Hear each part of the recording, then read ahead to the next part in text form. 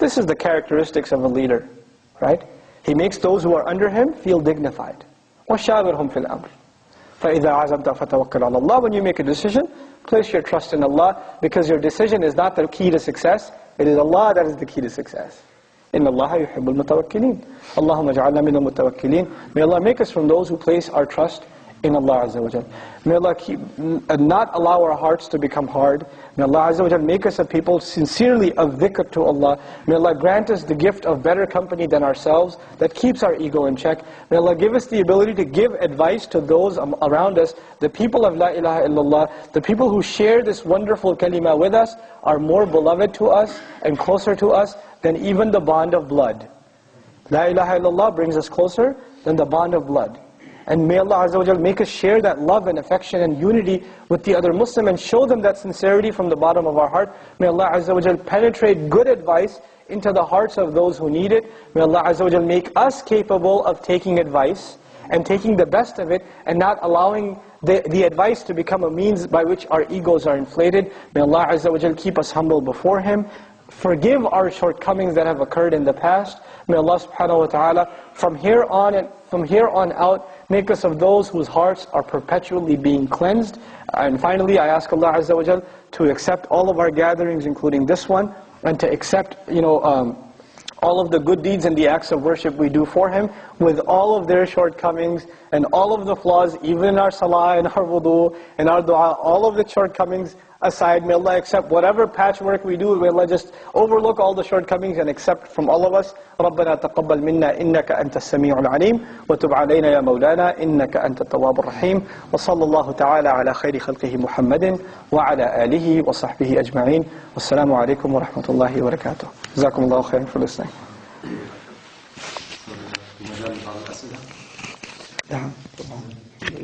If you have a question and answer for our brother speaker, I'm not thanks for the chance. I hope you don't have any questions at all.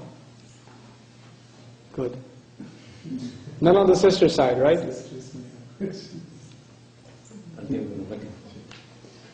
Okay.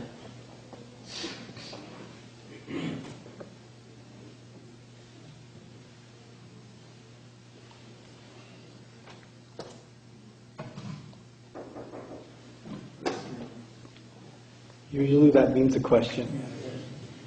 It's not good.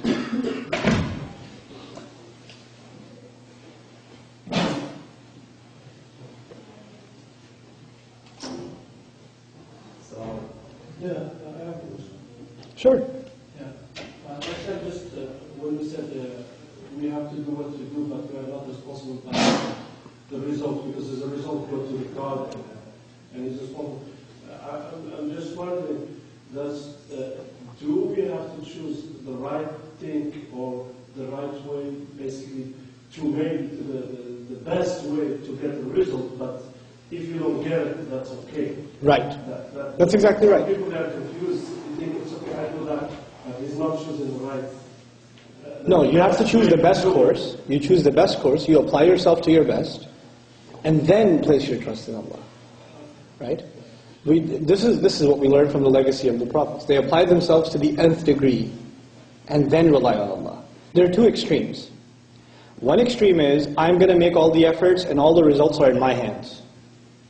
The other extreme is, I'm going to make no efforts and the results in Allah's hands. These are two extremes. They're both diseased attitudes. What's the right attitude? I'm going to make whatever effort I can to the best of my ability while knowing the results are in Allah's hands. That's the balanced attitude. Okay? No questions, right, sisters? This is great. Huh? There is a question? Really? Because I get this the microphone. Okay. That's awesome. Going once? They formulated the question. Oh no. That's usually bad.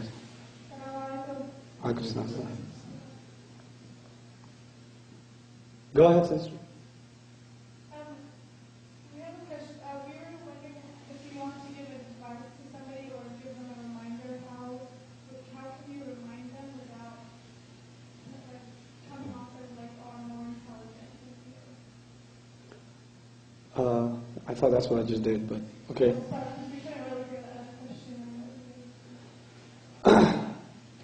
Yeah, if somebody comes across as saying they're more intelligent, I don't think those kinds of people should be advised by you if they're talking to you like that. I think it's better to get them advised by elders or other peers, because if they're talking like that to you and then you tell them, I don't think you should talk like that or whatever, you're just going to create more antagonism.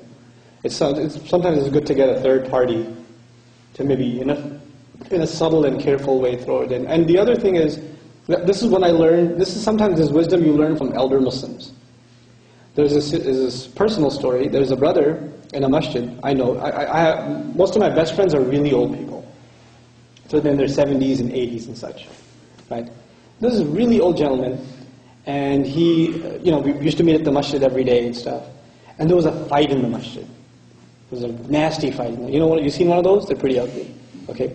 So these two guys are just going at it, and they're really nasty to each other. And, one basically calls the other dumb, essentially. I'll do watered-down versions, okay? But anyway, this older gentleman knows both of them and stops talking to both of them. He's always nice. He says salam to them, how are you, and just walks away. Usually he's makes longer conversation. He's very cordial, but he walks away. And he's so wonderful in his personality, those people, they feel it. They feel like he doesn't talk to us like he used to anymore. So one day, one of them, this happened in front of me, one of them just came up to him and said, you don't talk to me like you used to. Are you mad at me? He goes, no, I'm not mad at you at all. She says, but you don't talk to me the same way. He goes, yes, I don't. So why don't you? He says, look, I saw you get angry with that other brother the other day, and I just got scared. Maybe one day you'll get angry at me. I'm just, I wouldn't want you to be angry at me, so I'm just trying to be safe. He put it in such a soft way, and the guy felt so bad, he went and apologized to the other brother, and they made up.